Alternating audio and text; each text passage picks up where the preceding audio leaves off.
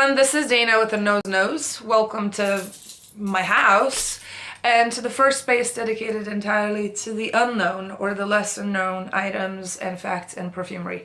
Today we'll start with the first ever review of an ultra niche, brand new, beautiful house located in Mexico City, and we'll do an unboxing together, so stick around.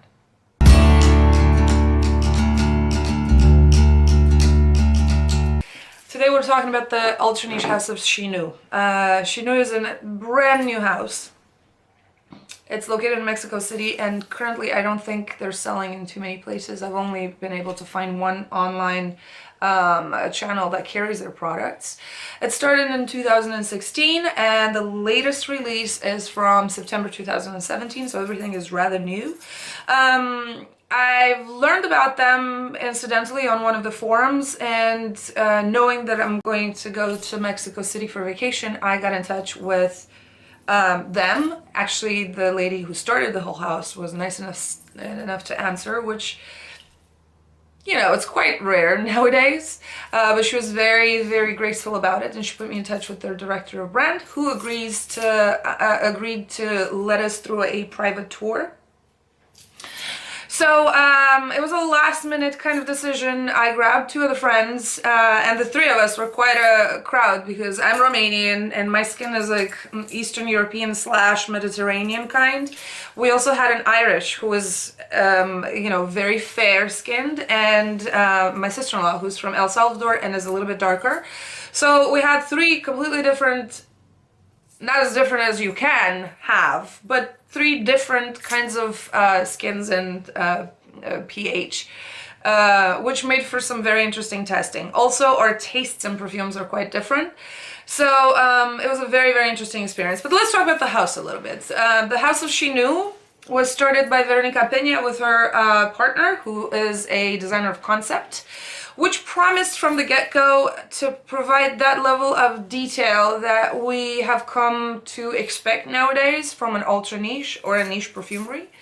And when I say conceptual house, for me at least, a conceptual house is the entity that is trying to say the same story through every channel they employ, from the way they built their product to the way they choose to package their product, to their business processes, whether or not they decide to go with these ingredients distributors or providers, or they decide to sell on these channels or to price their product a certain way, and so on. So these things, product, you know, packaging, it's a classic P of marketing, and there are a few others too.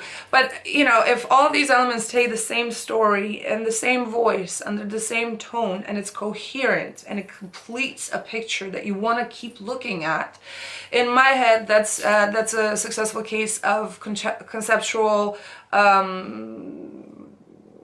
endeavor, if you want.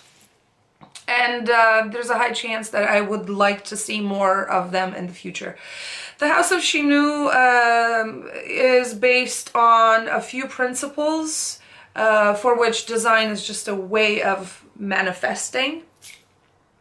And these principles, I would say, even though this is not something that they uttered with words when we were visiting, I would say they're built around quality on all levels,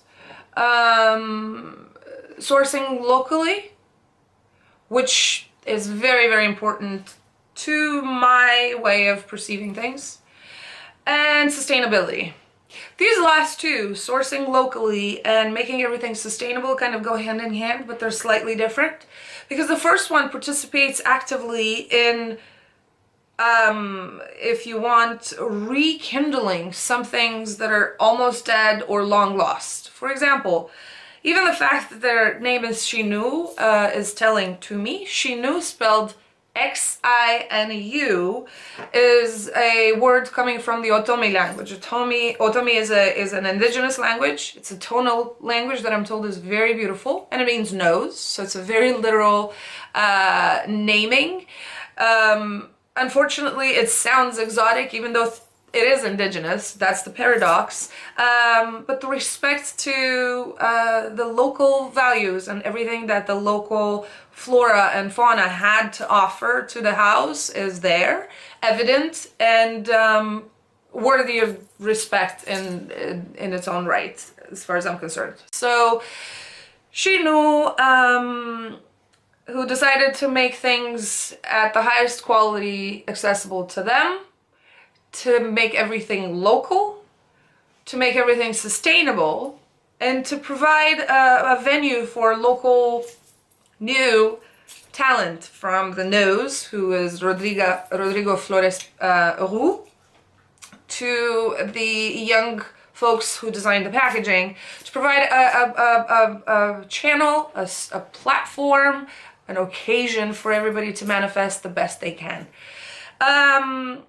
So the House of Xinu packages their things like this. This is the bag that I got from them.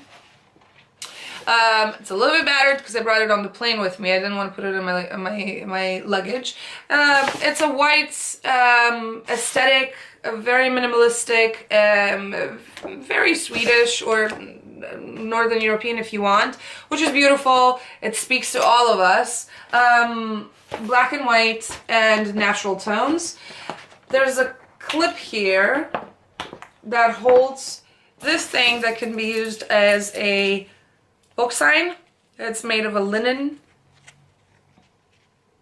Please ignore my carpenter hands. Apart from collecting perfumes, I also do other things, and they take a toll on my body.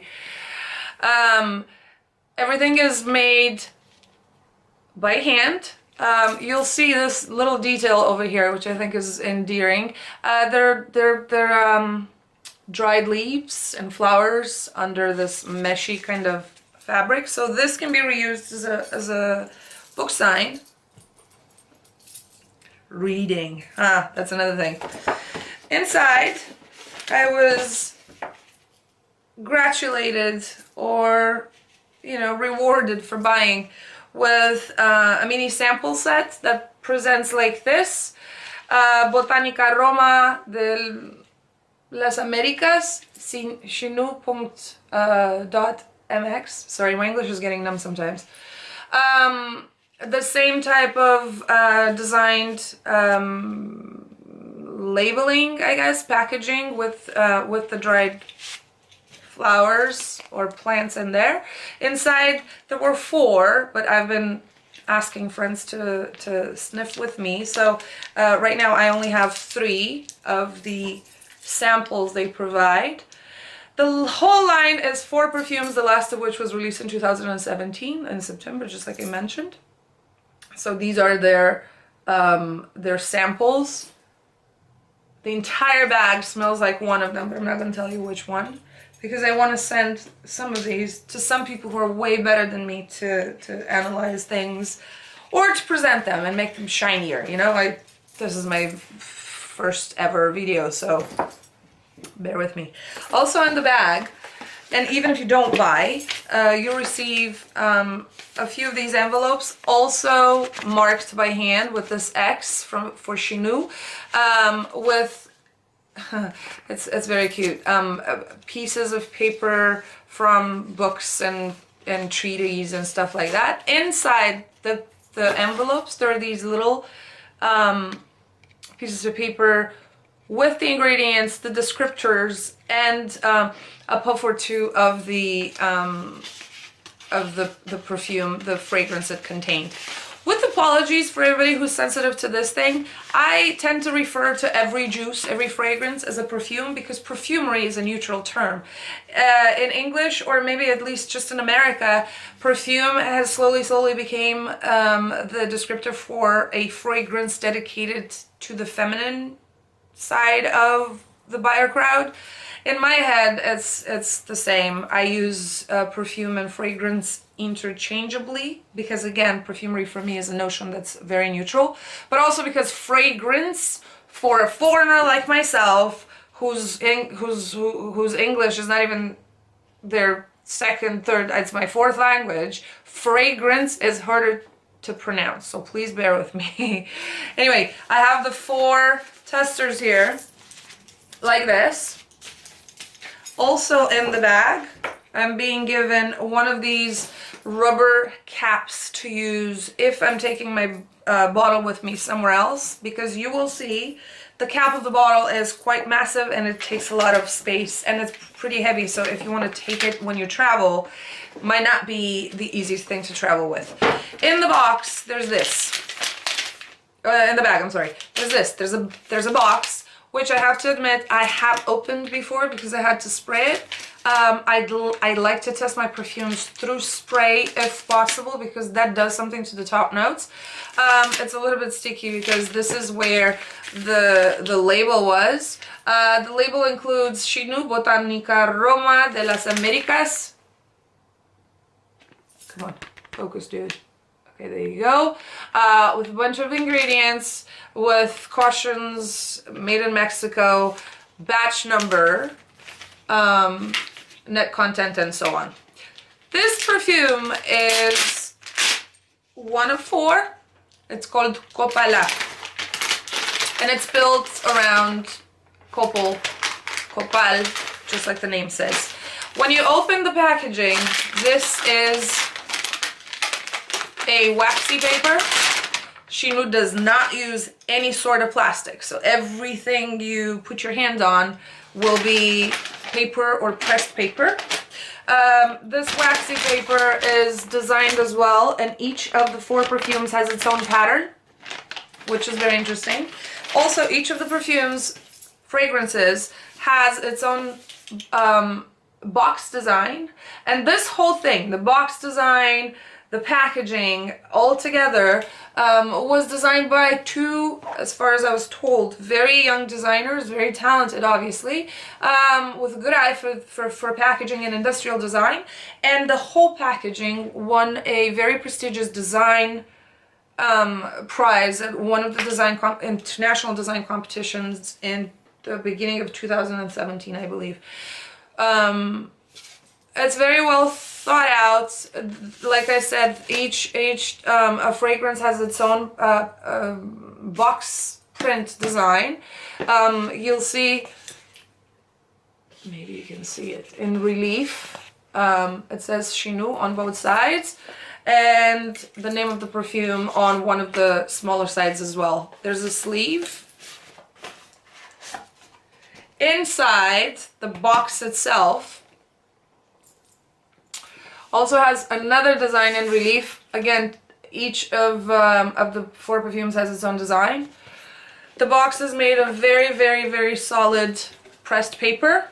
Can be reused easily for other things. Inside the box we have a little book or a booklet sewed by hand with the respective design for each of the perfumes, in which Xinu is described as a house, or their philosophy is described inside, and then each of the pages is describing one of the declared ingredients. You will see, if you're going to experience Xinu, you'll see that each of the perfumes has at least about 4 ingredients listed. One can smell way more than that, but this is what they chose to present, based on, again, one of those, business decisions that have to do, in this case, with marketing. With illustrations done by the same team of designers depicting each of the ingredients. It's a very very interesting thing to read. Also, one of the pages is dedicated to ways to recycle the bottle. The bottle does not have branding on it apart from a piece of paper that can be easily removed, and both the bottle and the top can be reused as a vase, as a maybe incense holder, and other things. In a lot of combination also. Okay, so this is what the bottle looks like. As you can see, it's pretty massive. The bottle is blown. This is not mass production. It's blown in Mexico. The whole packaging is made in Mexico except for the hard box, which is made by hand in El Salvador, so relatively local. None of this is made in China. The top is made, not that there's anything wrong with that, but they care about, again, providing jobs and using local ingredients. Sorry. The top is made of walnut wood, which is the same they use for the private testing to retain the base notes. They have a very, very interesting testing process. I'm going to talk about it maybe in another episode if we ever get there. But this is the bottle. This is the top. They can be used again in a variety of ways. After you're done with the bottle, you can literally unscrew this and use this as a little vase. You can use this as a little vase or an incense holder or a crayon holder or whatever. You can combine them like this and they kind of stick together. You can sit them down. You can combine them the other way, and again, for some reason they actually stay like this. You can design, redesign, rearrange these like Legos, which I think is a very, very smart thing to do. Again, the only thing that is brand related is this strip of paper right here that can be very, very, very easily removed. So this is the presentation of the bottle. The sprays are medium. They're not like projecting on a wide area, but they're not very directed either. You know, we've all had issues with different sprayers in the past. This works fine, well enough to not warrant, you know, any sort of complaint. This is an 85 milliliter bottle. They also have the 50 milliliter bottle. The price is much better in Mexico City than it is online. I paid $230 or something with taxes and fees and transfer fees and so on for an 85. I believe on the American channel that is the price for the 50. I mean, I guess it's understandable. So price-wise, it's not very pricey, but it's not in the accessible range either. It's somewhere in between. And let's talk about the perfume right now. This is called Copala. The 4 notes they talk about are pepper, pink pepper, mesquite, Copal, and actually I don't know which one is the 4th one that they mention. Mexican vanilla beans. How can I forget? These are the 4 they declare. Let's talk about the perfume. Fragrance. Okay. It does open with the pepper as you would expect. It also opens with a huge, huge, huge blast of vanilla.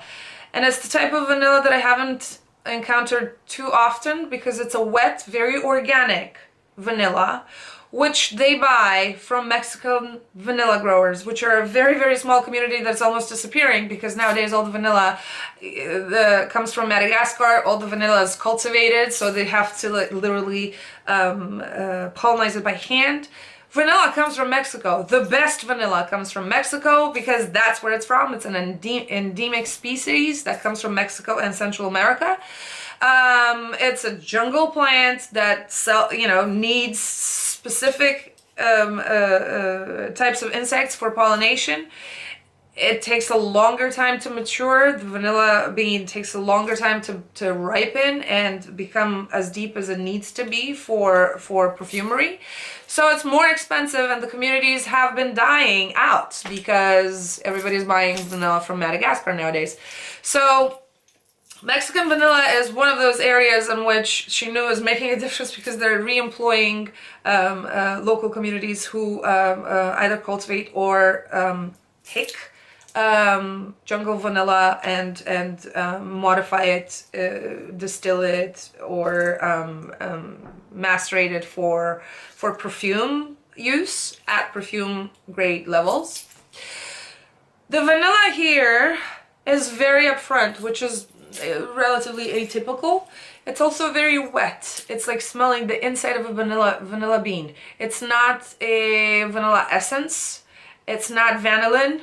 It's not dry. It's not smoky, as I've seen it paired in other, you know, new niche executions.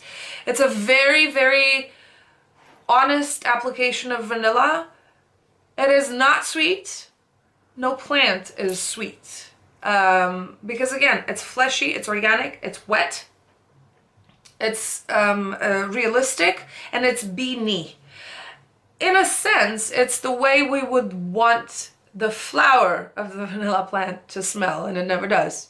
This is what we would imagine. And it's very upfront. It's literally like putting your nose into a bottle of the best bean. Not vanilla essence, but bean. Right under, I detect something a little bit waxy and a little bit herby, very Mediterranean, even though I know most of their ingredients are local. But I smell something like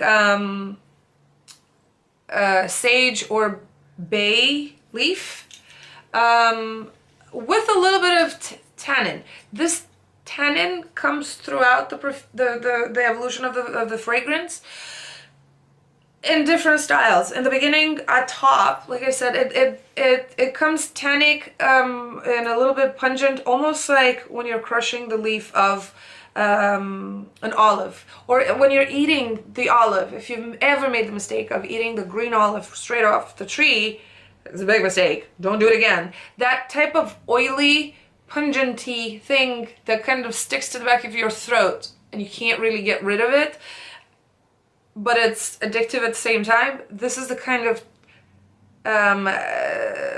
tannic feeling I get, plus a little bit of bay leaf and the pink pepper, crushed pink pepper, and the live vanilla I was talking about. They talk about mesquite. Mesquite comes in about 20 to 30 minutes after application. It is very clear, very realistic, very live. Again, almost every ingredient in this fragrance feels alive, feels organic and a little bit fleshy. The mesquite feels alive. It smells like fresh wood with the smoky undertones, but also a little bit of cocoa. And without knowing that this is mesquite, my head went to walnut leaf and walnut nut. Inside, when you break it and it's relatively new, you get the iodine-y part, you get the woodsy part, and you get the fleshy, nutty, a little bit milky insides. That was the thing that came to mind. Maybe the nutty, iodine-y, tannic idea is what I feel in the second phase of this perfume, the mesquite, the woodsy phase. But also, you know, I've been thinking about all the other fleshy leaves that you think are going to prick you if you touch them. You know, the fig leaf is like this. The tomato leaf is like this. They do have those raspy notes in the back, but also a textural idea to them that contributes usually to a perfume with a sense of depth and three dimension that a lot of others lack. So what's interesting after the mesquite phase, for me at least, and I've applied this a little bit earlier, like an hour and a half into the application, right in the middle of the woodsy phase, I also get a very, very, very distinct hay note. If you've lived in areas where hay is being sowed, I think is the name, the word. Again, my English is getting numb. But after you cut the grass, you have to let it dry. If you don't let it dry, if you don't turn it a few times and let it dry, if you compact it, it's going to start fermenting. That smell of fresh but dead grass that is about to transform into something else, which is like the dry hay, is so alive and a little bit juicy that it almost imprints a half fougere notion to this perfume. which is very, very, very interesting because, again, it comes like midway through the development. The bottom is not quite a bottom, and I'll tell you in a bit why. Yes, you have the Copala there. It's very, very clearly delineated. I feel frankincense as well. It's not declared, but for my nose, it's a little bit more pregnant than the Copala. It is not the citric frankincense, and it's not the very, very resiny olibanum either. More like a floral incense. But what's clear in the bottle, no, but on the skin, yes, is that very honey-esque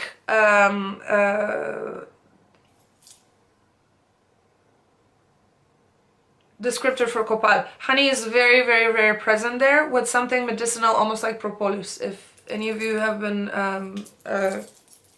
sticking your noses in a hive, you know what I'm talking about.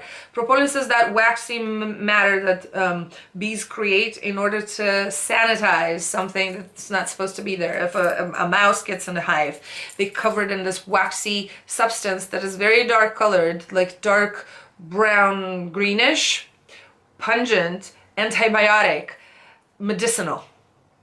Sometimes honey in certain combinations can get that facet, and I'm getting it very pregnantly here. And all in all, it's a vanilla-y, quite linear development, but after it's done, about 2 hours, 2.5 hours in, it's done developing, the vanilla comes back. The pepper comes back, and we start all over again. It's one of those cyclical developments.